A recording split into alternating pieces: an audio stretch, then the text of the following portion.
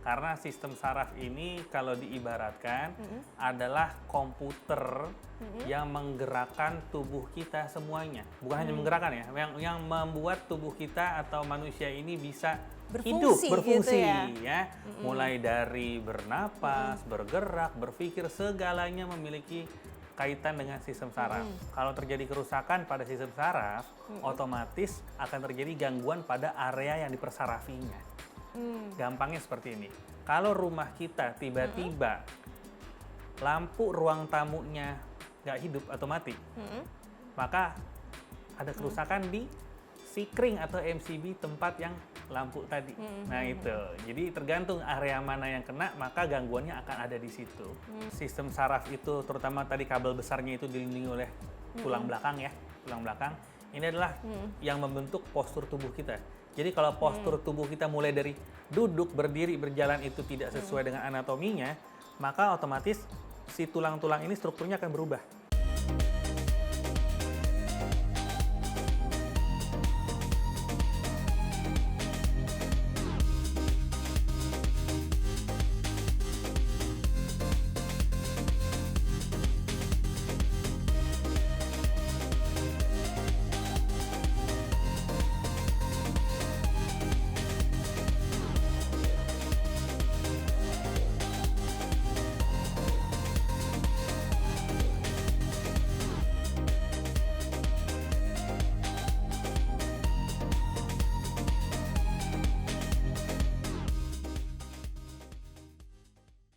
Hai bunda-bunda, apa kabarnya? Semoga sehat selalu ya. Senang sekali saya Azahra Masid dapat menjumpai bunda-bunda di rumah yang pasti di program kesayangan kita, apalagi kalau bukan persembahan untuk bunda, bunda cerdas, keluarga bahagia yang pastinya hanya di Mata Millennials Indonesia TV, matanya Indonesia.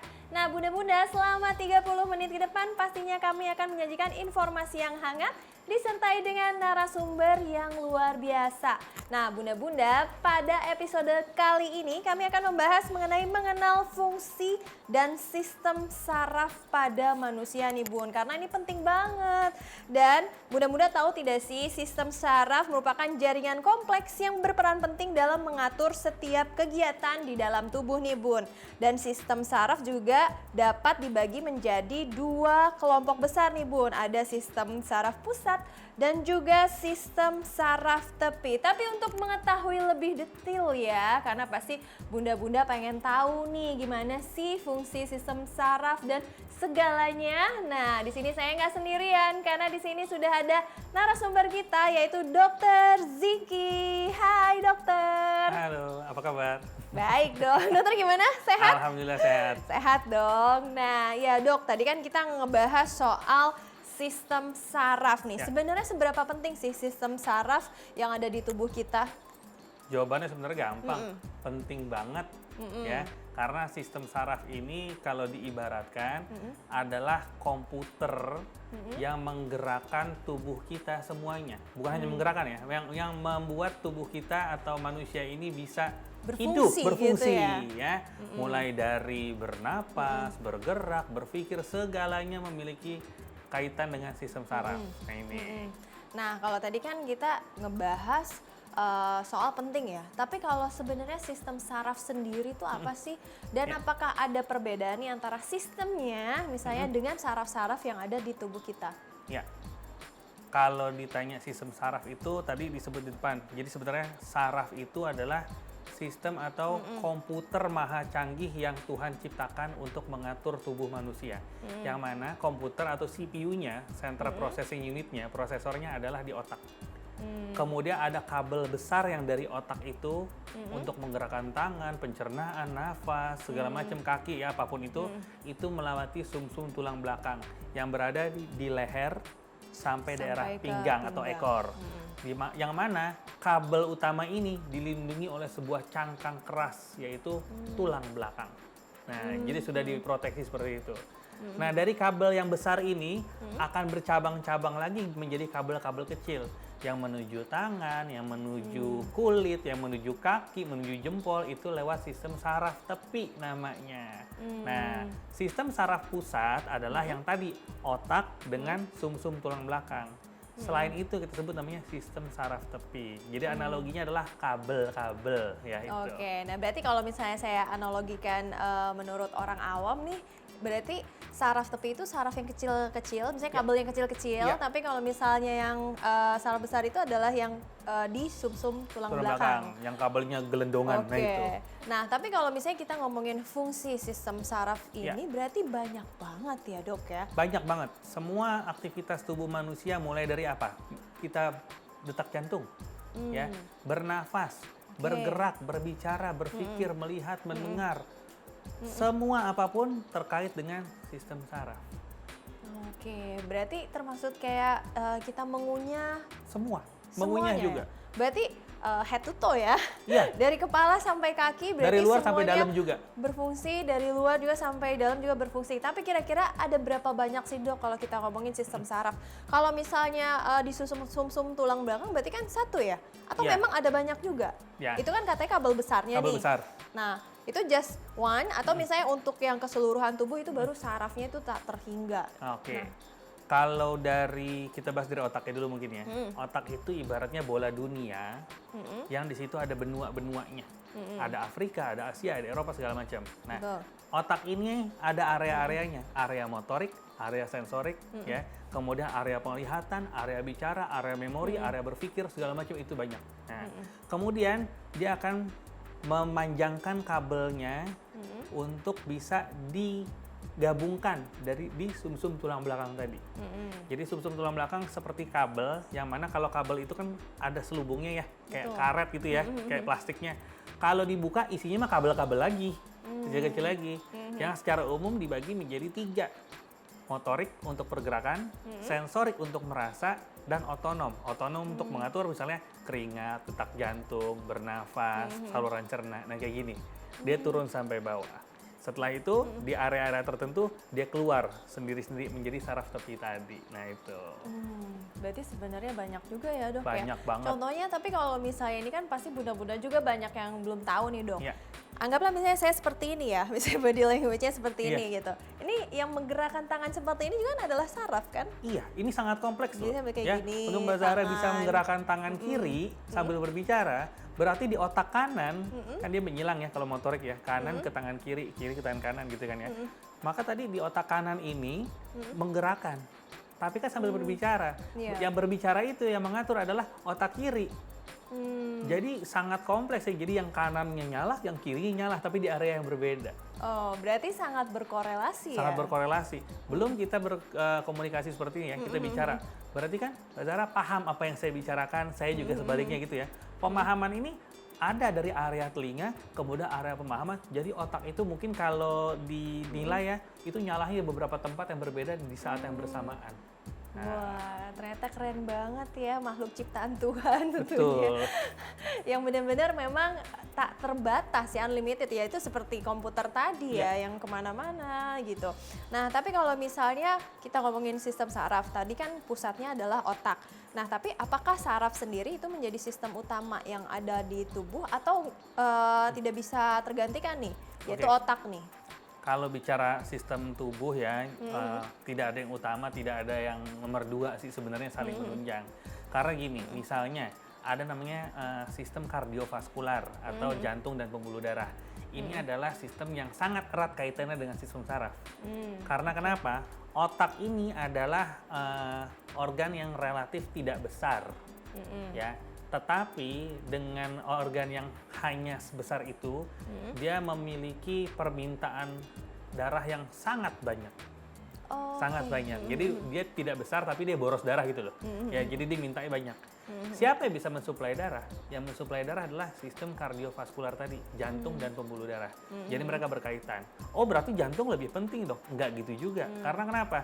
Jantung bisa berdetak, siapa yang nyuruh dia berdetak? Si sistem Sistem saraf. saraf. Jadi saling terkait. Seperti itu. Begitu juga dengan sistem pencernaan.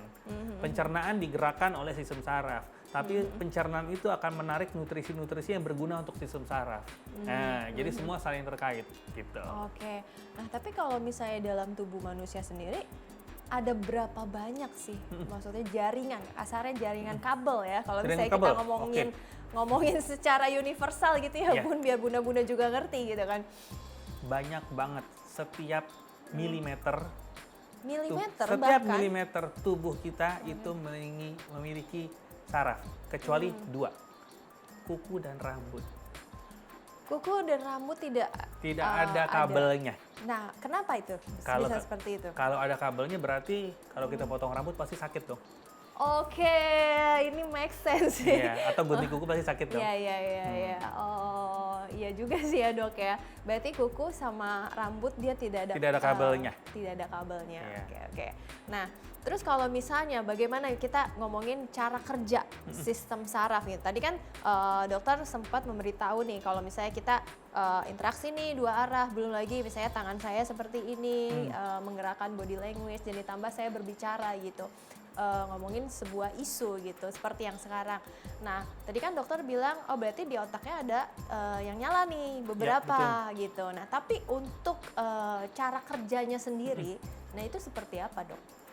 Jadi otak itu memiliki sel yang kita sebut namanya neuron. Sel otak satu dengan sel otak satu itu bisa berkomunikasi dengan suatu zat yang namanya neurotransmitter, ya seperti zat kimia yang bisa loncat dari satu sel ke sel berikutnya. Dan ini juga dicetuskan dengan potensial aksi yang tersebut seperti adanya listrik. Nah, itu ya. Jadi sistem saraf adalah kalau dalam rumah adalah dia sistem instalasi listrik. Sedangkan kalau sistem kardiovaskular atau jantung dan pembuluh darah adalah sistem instalasi air, plumbingnya. Nah itu. Jadi dia berkomunikasi dengan neurotransmitter dan dengan listrik. Dan ini juga terjadi di otak bahkan sampai ke ujung tangan pun, ke ujung jari pun itu semua dengan listrik. Ya, semua dengan listrik. Itulah sebabnya untuk pemeriksaan saraf ya, itu ada satu alat yang kita sebut namanya EMG atau elektromiografi. Itu diperiksa dengan menggunakan setruman-setruman dalam satuan miliampere untuk melihat apakah hantaran listrik sarafnya baik atau tidak. Oke, berarti sebenarnya setiap individu atau setiap manusia itu punya hantaran listrik masing-masing ya dok. Betul. Ya? Oke, nah ini penting sekali nih Bun untuk mengetahui bagaimana misalnya sistem sarafnya ketika ada kerusakan. Kita akan jawab di segmen berikutnya, tetap di Persembahan untuk Bunda.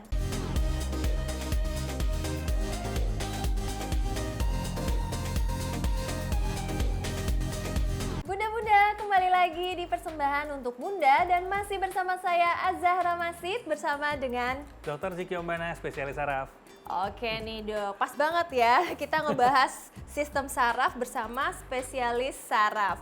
Nah dok, kalau misalnya seandainya ada kerusakan misalnya terhadap sistem saraf, nah itu akan seperti apa? Apalagi kan sistem saraf ini sangat penting untuk menggerakkan semua yang ada di tubuh kita nih dok. Kalau terjadi kerusakan pada sistem saraf, otomatis akan terjadi gangguan pada area yang dipersarafinya. Gampangnya seperti ini.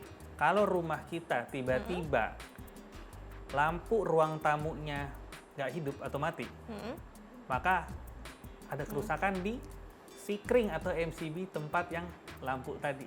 Nah itu, jadi tergantung area mana yang kena, maka gangguannya akan ada di situ. Jadi sangat-sangat apa ya, ada petanya masing-masing seperti itu. Oke, nah kalau misalnya ini kan sistem saraf juga kan nyambungnya ke otak ya dok ya. Berarti sebenarnya banyak sekali mungkin kalau misalnya terkena sistem saraf misalnya di tangan atau bisa di kaki itu kan bisa saja ya dok ya. Misalnya terjadi sama semua orang bahkan bunda-bunda yang ada di rumah. Nah kalau misalnya kita sudah merasakan gangguan nih terhadap sistem saraf kita, itu ada tandanya nggak sih dok? Seperti apa? Misalnya yang terlihat secara kasat mata nih untuk mengenal diri sendiri gitu, sistem saraf kita misalnya mengalami gangguan atau kerusakan. Oke, yang paling sering kenanya adalah gangguan sistem saraf tepi ya, paling sering kena. Jadi gini, biasanya berupa rasa nyeri, biasanya seperti itu. Nyeri itu dibagi menjadi dua pada prinsipnya. Yang pertama adalah nyeri nosiceptif atau bahasa gampangnya nyeri yang diakibatkan karena kerusakan jaringan. Misalnya kita luka kena pisau ya ke iris, nah itu kena panas itu kan emang jaringannya kulitnya kenapa-napa, maka kita merasa sakit. Tapi ada yang namanya nyeri neuropatik. Nyeri neuropatik itu tangannya nggak kenapa-napa, nggak keinjak, nggak kepotong, nggak kenapa, kok tiba-tiba tangannya berasa sakit. nggak kesleo juga. Nggak kesleo gitu. juga. Jadi artinya secara bentuk tidak masalah, tapi kok secaranya kok sakit tangan saya atau kaki saya. Ada apa nih? Berarti terjadi kerusakan pada reseptor atau sensornya. Dia salah baca. Tidak ada rasa sakit, tapi kok dia membaca itu sebagai rasa sakit. Berarti sensornya bermasalah. Nah, ini kita sebut namanya nyeri neuropatik. Kalau seperti ini harus datang ke dokter spesialis saraf untuk dicari gitu loh. Karena istilahnya kalau kabelnya rusak maka harus datang tukang listrik seperti itu ya. Betul. Nah ini, jadi dia harus dicari. Kenapa sensornya rusak? Apakah penyebabnya? Apakah memang karena gangguan struktur, misalnya entah apa kabelnya kenapa-napa, atau karena penyebab lain, misalnya diabetes, penggunaan obat-obat tertentu yang bisa mengganggu kerusakan si saraf tadi. Oh, ngaruh juga ya dok Ngaruh ya dari juga. tadi. Oh, nah kalau misalnya seperti itu kan misalnya udah terlanjur misalnya sakit atau misalnya bunda-bunda juga di rumah pernah merasakan hal seperti itu yang Iya. tiba-tiba sakit padahal nggak ada apa-apa. Betul. Nah itu berarti udah pasti sistem sarafnya itu mengalami kerusakan atau gangguan. Pasti ada gangguan. Eh, Selain sakit misalnya kesemutan, kebas yang kalau- tanpa sebab ya. Kram misalnya tiba-tiba Iya. nih kita misalnya kadang mungkin muda-muda pernah dong ngalamin tiba-tiba lagi tidur terus Iya. kram gitu. Nah itu bisa saja dari sistem saraf juga kah atau Sangat gimana? mungkin. Hmm, Sangat mungkin. Jadi kram, kesemutan, kebas yang tanpa sebab ya. Artinya gini, misalnya kita duduk bersimpuh lama setengah jam, kemudian kita bangun kesemutan, wajar. oke. Karena ada penyebab. Tapi kok lagi nggak ngapa-ngapain, kok suka kesemutan, atau suka kayak kebas. Iya. Nah ini berarti ada masalah di sensor.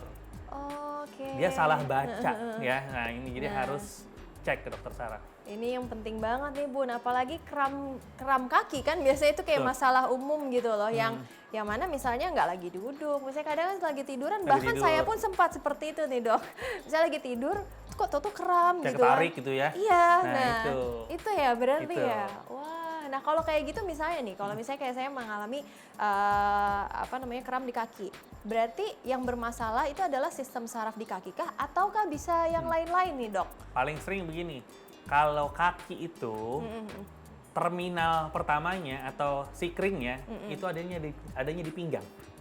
Oh, Jadi kalau orang yang mengalami gangguan di pinggang, bukan pinggangnya yang dikeluhkan awalnya, kakinya dulu. oke. Kakinya dulu. Jadi misalnya lampu studio ini mati, kalau orang mungkin nggak paham tentang kelistrikan, dia akan menyalahkan lampunya kenapa? Dia lihat bohlamnya. Tapi ketika orang yang paham kelistrikan, dia akan keluar ruangan, dia lihat kotak sikring. Nah kotak sikring untuk kaki adanya di pinggang, seperti itu. Oh, nah biasanya kalau kayak gitu karena apa nih dok? Paling sering Kebanyakan sih, ya, misalnya ya. kalau misalnya berarti kan jatuhnya misalnya di pinggang Betul. nih. Kalau seperti itu bagaimana dok? Paling sering ada saraf yang mungkin kalau saya bilang kejepit agak terlalu ekstrim ya, tapi ada masalah saraf di pinggang. Bisa jadi karena orang-orang yang memang suka Sering duduk gitu. Duduknya salah. Duduknya misalnya glosor gitu ya, nggak proper, nggak sesuai ergonomi. Kemudian orang-orang yang suka, kita nggak bicara ngangkat berat deh, sering bungkuk dengan cara yang salah juga. Waduh, Itu berarti harus tegak ya. nih. Sering pakai high heels. Oh, Nah, ngaruh juga ya? itu ngaruh ya, atau orang-orang yang memang apa ya suka kebiasaan misalnya pinggangnya dikretek-kretek, nah itu Justru nggak boleh ya nggak seperti boleh, itu. nggak boleh. Terus kalau misalnya biasanya kan zaman warga sekarang ya, warga lokal sekarang itu biasanya suka meletekin tangan seperti itu sebenarnya diperbolehkan nggak sih dok? Kalau ini sih lain, dia di sendi, tidak berkaitan dengan saraf secara langsung. Enggak ya? Tapi masalahnya tadi kalau di pinggang ada apa di dalam tulang belakang pinggang? Ada saraf besar. besar. Oke, ini paling penting sih Bun. Mungkin bunda-bunda di rumah juga pasti nggak aware nih masalah kayak gini ya. Iya. Nah, tapi dok ini kan kalau kita ngomongin karena misalnya tidak ada faktor ya, misalnya tiba-tiba langsung kram, kebas atau bahkan kesemutan tanpa sebab. Tapi kalau misalnya ada sebabnya, misalnya kalau misalnya laki-laki itu kan suka main football ya. Iya. Nah, terus habis itu kesleo, akhirnya misalnya jadi kram atau misalnya jadi, nah itu bisa karena sebab seperti itu bisa nggak sih misalnya jadi mengalami kegagalan atau kerusakan terhadap sistem sarafnya? Ya, kalau dalam kondisi lanjut bisa. Jadi itu yang kita sebut tadi namanya nyeri nociceptif atau karena kerusakan jaringan ya. Misalnya kan kesleo jelas ada bengkak, berah segala macam kan tuh ya, itu ya. Nah, kalau ini dibiarkan tidak ditangani dengan benar, maka sarafnya akan kesamber juga, akan kena juga. Jadi ketika nyeri yang tidak kunjung sembuh atau tidak diperbaiki, ditangani dengan tepat, berlangsung lebih dari 3 minggu, itu biasanya komponen sarafnya akan terjadi kerusakan juga. Meskipun awalnya nyerinya bukan karena saraf. Iya. Gitu. Nah, berarti kalau seperti itu, misalnya apa langkah yang harus dilakukan gitu? Karena kan sekarang juga ada beberapa alternatif gitu ya. Misalnya, misalnya kalau kesleo, kalau misalnya itu harus diurut apa segala macam. Tapi sebenarnya dari dokter sendiri yang harus dilakukan supaya perawatan atau treatmentnya itu tepat. Kalau karena kecelakaan atau trauma ya, misal benturan tadi orang main bola, jatuh dari motor, kemudian terjadi pembengkakan, misalnya kita ngomong di ankle deh, ya kan, kakinya bengkak segala macam, itu yang pertama harus dibawa ke dokter dulu. Karena gimana? Itu harus dicari. Kan kita hanya kelihatan kasat mata. Iya, Kita nggak pernah tahu dalamnya. Jaringannya sobek, tulangnya geser, tulangnya patah, kita nggak pernah tahu. Karena harus di ronsen dulu, ya kan? Kemudian setelah itu kalau saran saya ikutin treatment medis.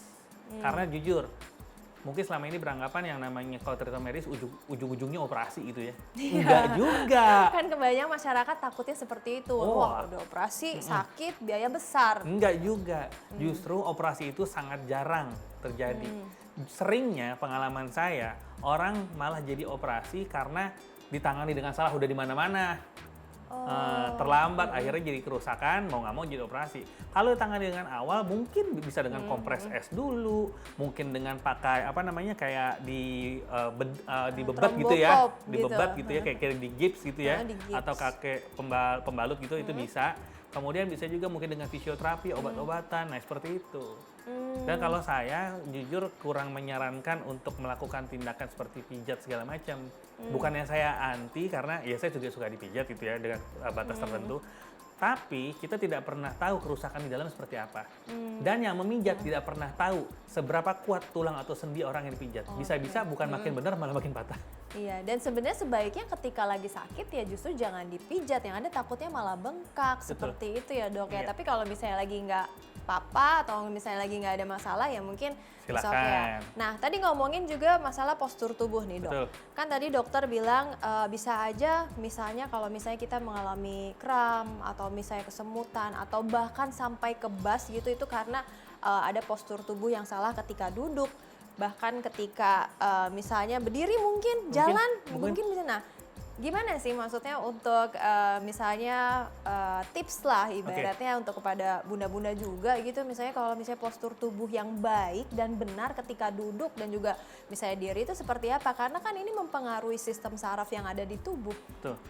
Nah ini sebenarnya sering banget ya.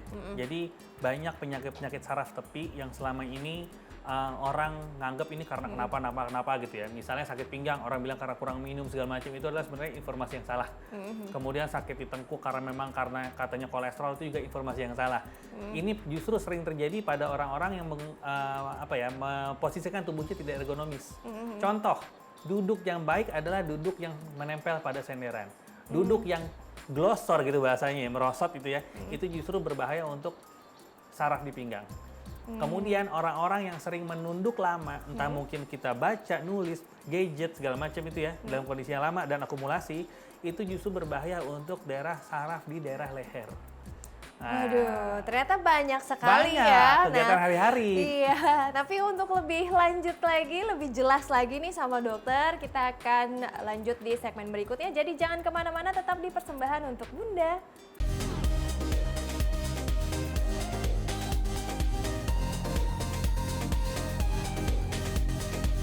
Terima kasih Bunda-Bunda masih menyaksikan Persembahan untuk Bunda dan masih bersama saya Zara Masid bersama dengan Dr. Ziki Ombana, spesialis saraf.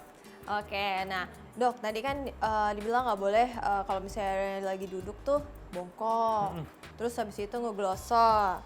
Nah lantas juga kan yang saya tahu juga ada masalah terkait dengan misalnya orang jalan tuh harus baik dan benar. Karena ternyata ada yang saya tahu gitu, misalnya ketika misalnya jalannya tidak baik dan juga tidak benar, itu akan mempengaruhi bentuk kaki juga. Misalnya kan ada yang letter O, ada yang letter X. Nah itu bagaimana gitu? Dan sedangkan ya ini penting gitu untuk sistem saraf tubuh gitu. Betul. Jadi karena sistem saraf itu, terutama tadi kabel besarnya itu dilindungi oleh tulang belakang ya, tulang belakang. Ini adalah yang membentuk postur tubuh kita. Jadi kalau postur tubuh kita mulai dari duduk, berdiri, berjalan itu tidak sesuai dengan anatominya, maka otomatis si tulang-tulang ini strukturnya akan berubah. Kalau tulangnya berubah, maka saraf yang ada di dalamnya akan terpengaruh dengan misalnya kesenggol lah, kejepit lah, seperti itu. Termasuk jalan juga. Jadi jalan usahakan memang dengan apa ya, dengan posisi yang tegap dan tidak ada efek-efek jinjit dari high heels misalnya gitu ya. Karena kalau kita jinjit dengan high heels misalnya, jadi kaki kita tuh akan cenderung maju dan badan kita akan cenderung ke depan sebetulnya secara normalnya. Tapi kan nggak mungkin kita jalan dengan menunduk seperti itu. Kemudian kita akan membalikan badan kita ke belakang. Disitulah terjadi perubahan struktur tulang belakang yang lambat laun akan menyebabkan gangguan saraf di pinggang bahkan sampai leher. Waduh, ini penting banget, Bun. Jadi harus mungkin membatasi kali ya penggunaan. Misalnya kalau bunda-bunda sering menggunakan heels, ya mungkin ada baiknya digunakan ketika kondangan gitu. Ya, jangan hari-hari lah ya. Iya, jangan hari-hari. Ya tapi kalau misalnya mau bebannya berat ya silakan ya. Tapi kan sebenarnya masalahnya jadi itu mempengaruhi postur tubuh juga. Betul. Ya Dok ya. Nah, terus kalau misalnya kebanyakan apalagi kan mungkin muda-muda di rumah adalah wanita karir seperti itu yang mungkin kerjanya tidak hanya di lapangan saja, tapi ada yang kerjanya di kantor yang berjam-jam tuh duduk terus udah gitu ngetik-ngetik dan segala macam. Nah, itu juga kan nggak bisa sembarangan juga ya Dok ya, misalnya ketika duduk, apalagi kalau misalnya udah saking terlalu lama nyantai, akhirnya udah PW, akhirnya bentuk tubuh atau postur tubuh ketika duduk juga berubah. Dan yang satu juga ada yang apa ya Dok, yang ketika misalnya terlalu banyak ngetik, saya pernah tahu kalau nggak salah itu bisa mempengaruhi namanya sakitnya apa gitu. Jadi ke tangan saraf yang ada di tangan atau bagaimana ya Dok? Itu mungkin bisa dijelaskan lebih jauh nggak sih Dok? Itu namanya carpal tunnel syndrome, CTS carpal. ya. Nah, sindroma terowongan karpal itu terjadi karena penjepitan saraf di daerah telapak tangan sini. Dia akan mempengaruhi ke 3,5 jari ini ya. Dia bisa rasanya kebas, berpasir, bahkan kalau derajat lebih lanjut bisa terjadi pengecilan otot bahkan kelumpuhan. Sebab karena kejepit di sini. Apa penyebab kejepitnya gitu ya? Penyebab kejepitnya adalah hal-hal receh sih sebenarnya. Jadi bukan orang yang nyangkul, yang enggak. Tapi orang-orang yang misalnya suka membuat tangannya seperti ini nekuk ya. Nah, ini sering menyebabkan sindroma terowongan karpal atau carpal tunnel syndrome. Ini pada orang-orang yang misalnya menggunakan mouse-nya kurang ergonomis, akumulasi. Kemudian ngetik dengan tangan mulai menekuk begini. Nah, kemudian menekuk tuh maksudnya begini ya? Posisi nekuk gini. Gini jadi ya? harusnya tangan kita tuh kita sanggah, jadi lurus.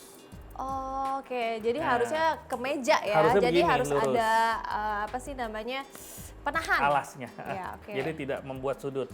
Jadi untuk orang-orang misalnya kalau tadi bilang ibu rumah tangga selain yang berkarir di kantor, tapi ibu rumah tangga yang mungkin hobi masak ngulek. Ya, ngulek sering begini ini juga menyebabkan sindroma terowongan karpal tadi. Ini sering ya, yang sering naik motor jauh dan ya banyaklah pokoknya hal-hal seperti itu. Entah nyapu, entah apapun itulah.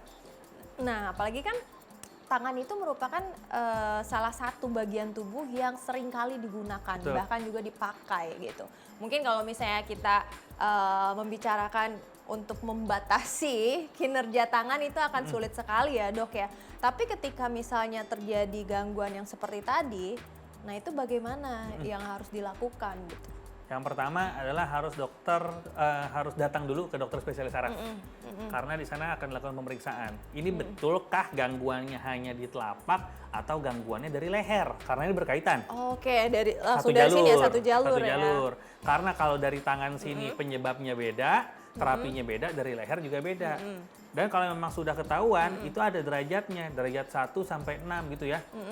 Yang masing-masing terapinya beda, bisa mulai dari diistirahatkan dengan obat-obatan, bisa dengan suntik atau bisa penggunaan sarung tangan tertentu. Bahkan yang ekstrimnya, tapi sangat jarang, jangan takut dulu, itu kalau misalnya derajatnya sudah mengancam kelumpuhan sehingga harus dilakukan operasi pelepasan penjepitan di daerah sini. Nah itu, jadi harus dicari dulu. Oke, nah Dok, terakhir nih Dok, bagaimana cara kita menjaga agar saraf yang ada di dalam tubuh itu tetap bekerja dengan baik? Apakah dari pola makan, olahraga, atau lainnya? Jadi untuk menjaga kesehatan saraf ini penting banget ya, karena saraf ini adalah salah satu sistem atau organ yang dibentuk pertama dari saat bayi, masih dalam bentuk janin, tapi selesainya dia sempurna adalah ketika anak kurang lebih berusia 5 tahun. Nah, jadi dia pembentukannya awal, selesai belakangan karena sangat kompleks sekali. Dan jeleknya adalah dia kalau terjadi sesuatu penyembuhannya perlu waktu sangat lama. Jadi lebih baik menjaga daripada mengobati kalau terjadi sesuatu. Bagaimana menjaganya? Yang pertama adalah rajin bergerak, ya, olahraga ya, agar saraf-sarafnya ini dan otot-ototnya menjadi lentur. Yang kedua, asupan makanan yang seimbang bergizi yang mengandung vitamin B kompleks, asam folat, ini juga sangat penting untuk menjaga kesehatan saraf. Juga zat besi dan juga zinc, nah seperti ini gitu ya. Sebenarnya banyak makanannya dari sayur-sayuran, buah-buahan. Kemudian yang paling penting lagi adalah karena saraf ini juga dipengaruhi oleh sistem aliran darah, maka segala sesuatu yang membuat aliran darahnya terganggu, misalnya hipertensi, diabetes, kolesterol, merokok, alkohol, ini juga harus dikontrol supaya aliran darah ke otak atau saraf tetap terjaga dan saraf kita menjadi selalu sehat. Oke, terima kasih dokter. Tapi Sama-sama. ternyata kita sudah di penghujung acara, sudah 30 menit nih ternyata kita ngobrol-ngobrol, tapi informasinya hari ini sangat banyak sekali. Bahkan saya juga sampai menjadi tahu nih ilmu tentang biologi ya berarti jatuhnya ya. Dan mudah-mudahan juga pasti lebih paham mengenai sistem saraf itu adalah sistem yang sangat penting sekali, khususnya dalam menggerakkan semua organ yang ada di tubuh kita dari mulai kepala hingga kaki. Dan bunda-bunda, terima kasih untuk dokter sekali lagi karena udah hadir di hari ini. Dan untuk bunda-bunda jangan lupa untuk saksikan terus persembahan untuk bunda yang pastinya hanya di Mata Millennials Indonesia TV. Saya Zara Masid bersama Saya Dr. dengan Ziki Ombana, spesialis saraf. kami pamit undur diri dan bye-bye.